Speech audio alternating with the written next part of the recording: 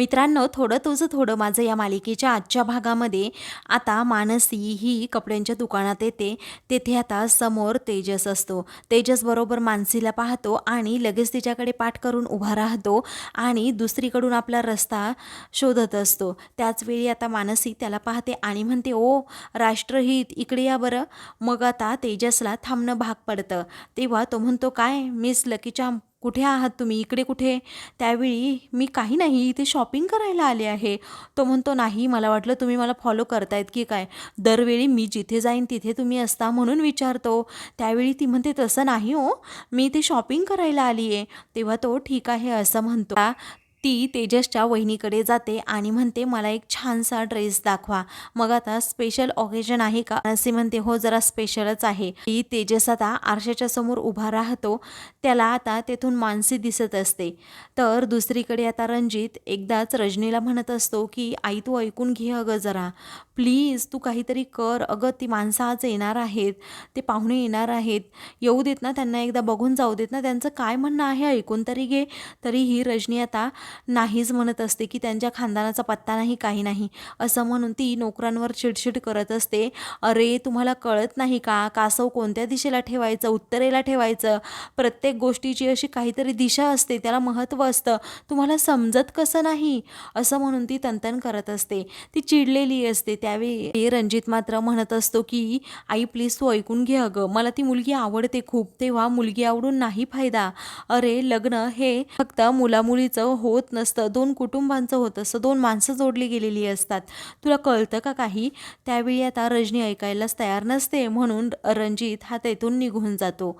इकडे आता नैना ड्रेस दाखवत असते. त्यावेळी मानसीला ती म्हणते, हा ड्रेस तुमच्यावर खूप छान दिसेल.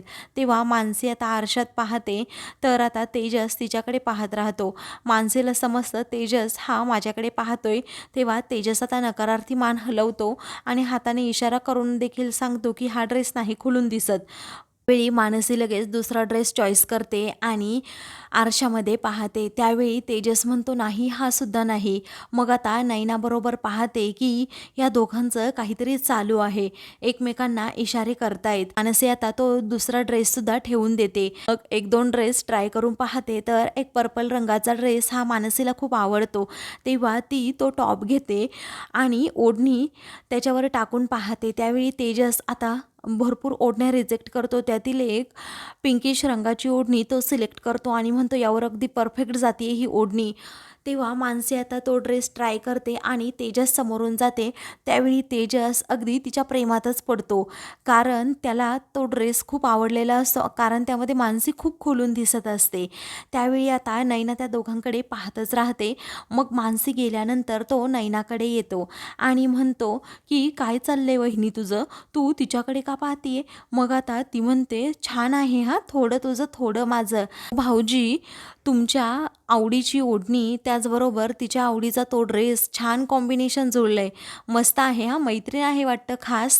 त्यावेळी तो म्हणतो, खास असं काही नाही, पण आहे आपली मैत्रीण, आहे आपली साधीशी ओळख.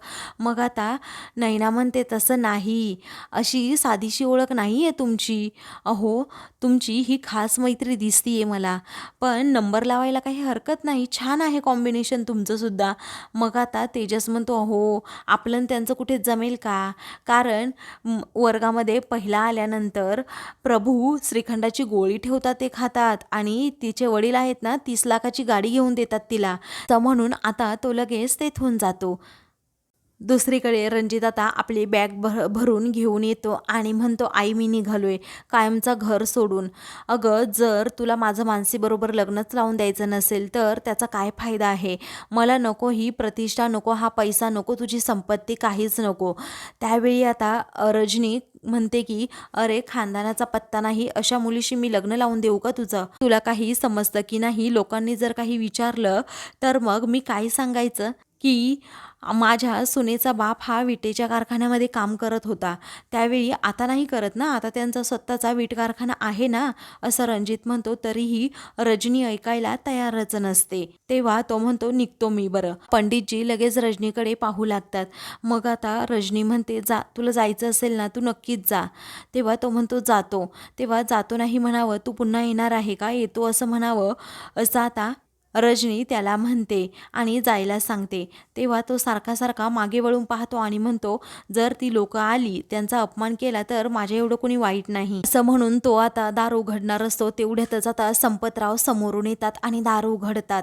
आतमध्ये येऊ का असं विचारतात. त्यावेळी आता रणजितचा हा प्लॅन फसतो. मग आता तो तेथेच बॅग ठेवतो आणि म्हणतो, हो या ना या ना. मग आता संपतराव बाहेरच चपला काढत असतात. तेव्हा रणजित म्हणतो, काही हरकत नाही, आतमध्ये घेऊन या. मानसी आणि संपदा देखील त्यांच्या सोबत आता तेथे असतात. तेव्हा रजनी देखील आता त्यांना आतमध्ये बोलवते. त्यावेळी आता सर्वजण तेथे बसतात आणि त्या बंगल्याकडे पाहतच राहतात. मग आता आमचं घर आवडलं का असं रजनी विचारते.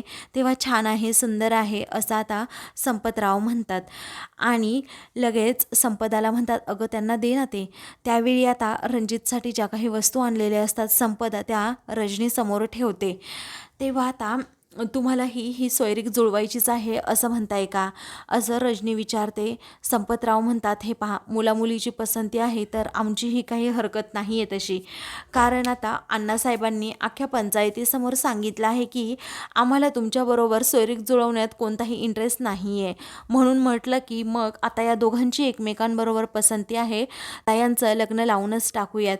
मग आता रजनी म्हणते, आता मुलाने सोयरीक जुळवली म्हटल्यावर आपल्याला काही बोलता येतं का, नाही ना. मग आता संपतराव म्हणतात, हो ना, आणि हे आले होते ना आमच्या भट्टीवर तिथे आम्हाला कन्व्हिन्स करायला, म्हणून म्हटलं की जाऊ द्या, मुलांचं मन तरी कशाला मोडायचं. म्हणून रजनी आता रणजितला म्हणते, तुझी बॅगवर नेऊन ठेव, बिझनेस ट्रिप आता कॅन्सल कर. अगोदर मानसी बरोबर जरा 2 गोष्टी बोल, म्हणजे तिलाही तुझ्या मनात जे काही आहे ते समजेल आणि तुम्हाला एकमेकांना समजून घ्यायला वेळ तरी मिळेल. तेव्हा ठीक आहे असं आता रणजित म्हणतो आणि तेथून मानसीला घेऊन जातो. त्यावेळी आता रजनी म्हणते की कसं आहे ना, खानदानाचा तुमच्या पत्ता नाही आहे असं म्हणायचं आहे मला संपतराव, आणि आमच्या सर्व नातेवाईकांना मला उत्तरं द्यावी लागतात. खानदानी नाव नाही आहे आणि खानदानातली मुलगीच मला सून म्हणून करून घ्यायची होती, परंतु काय आहे, मुलापुढे माझा आता नाईलाज आहे. आणि एक सांगायचं, तुमचा विटेचा कारखाना आहे असं सांगायचं नाही, तुमचा सिमेंटचा कारखाना आहे असं सांगायचं, कारण आमच्या तोलामोलाचे तुम्ही आहात की नाही हे मला माहीत नाही. त्यावेळी आता संपतरावांना जरा वाईट वाटतं. ते म्हणतात, तुमच्या मानपानामध्ये आम्ही कसलीही कमी ठेवणार नाही रजनीताई. मग आता रजनी म्हणते, ते दिसतंय मला, कारण तुमच्या मुलीवर तुमचं प्रचंड प्रेम आहे आणि तुम्ही तिच्यासाठी काहीही करू शकता, बरोबर ना. मग आता ते म्हणतात की हो. इकडे रणजित आणि मानसी हे दोघेही बोलत असतात. त्यावेळी आता तो तिला कॉफी देतो. मानसी विचारते, तुम्हाला एक विचारू का, वाईट वाटणार नाही ना. तेव्हा तो म्हणतो, विचारा ना. मानसी विचारते, हे पहा, नंतर तुम्हाला कुणी काही बोलणार नाही ना, कारण तुमचं घर एवढं मोठं आहे आणि आम्ही तुमच्यामध्ये कुठेच नाही आहोत. आजकाल त्यांच्या तोलामोलाचं माणसं पाहतात आणि मगच लग्न करतात, तुमचं तसं नाही ना. आणि नंतर माझ्या बाबांना कुणीही म्हणायला नको की तुमची सून ही गरीब घराण्यातील आहे, आणि मला असं अजिबात चालणार नाही, माझ्या बाबांचा अपमान होईल असं. त्यावेळी आता रणजित म्हणतो, असं कुणीही म्हणणार नाही, हा माझा शब्द आहे. दुसरीकडे रजनी म्हणते, आमच्या पाहुण्यांचा खर्च तुम्हाला परवडणार नाही आणि मानपानसुद्धा. तेव्हा संपतराव म्हणतात, असं कसं. मग आता रजनी म्हणते, अण्णासाहेबांनी कबूल केलं होतं की दोन्हीकडचा खर्च आम्हीच करणार. संपतराव म्हणतात, तुम्ही त्याची काळजी करू नका, मी सुद्धा तुम्हाला कबूल करतोय की दोन्हीकडचा खर्च मीच करेल. तुमच्या पाहुण्यांची अजिबात गैरसोय होणार नाही, त्यांच्यासाठी तालुक्यातील अख्खी हॉटेल मी बुक करतो. त्यावेळी संपदा आता संपतरावांकडे पाहतच राहते. इकडे आता मानसी म्हणते की तुम्हाला सांगू का रणजित, अहो माझ्या बाबांना असंच हवं होतं की थाटामाटात लग्न करायचं माझं, परंतु या सर्व गोष्टींचा ना त्यांच्यावर खूप ताण येणार आहे, आर्थिक ताण. मग आता रणजित म्हणतो, आमची तशी काही अपेक्षा नाही आहे, तू काळजीच करू नकोस, तू माझ्या आयुष्यात येते, माझ्या घरात येते, 2 कुटुंब जोडली जात आहेत, हेच माझ्यासाठी खूप आहे. तुमच्यावर 1 रुपयाचा सुद्धा आर्थिक ताण येणार नाही, मी आईशी बोलतो. तेव्हा आता ती त्याच्याकडे पाहतच राहते. मग आता इकडे रजनी ही संपतरावांना म्हणते, चालेल ना तुम्हाला नक्की, दोन्हीकडचा खर्च करावा लागेल. संपतराव म्हणतात, होऊ दे, जेवढा खर्च व्हायचा तेवढा होऊ देत.